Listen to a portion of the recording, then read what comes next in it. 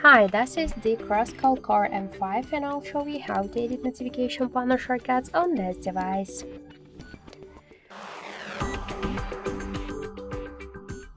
So first open the control panel and find here just check all of the available options, and if you want to add here some options or remove some of these icons, so just to change the positions of the icons on the panel, you should click to this edit one, and after that you'll see here this down section with invisible options.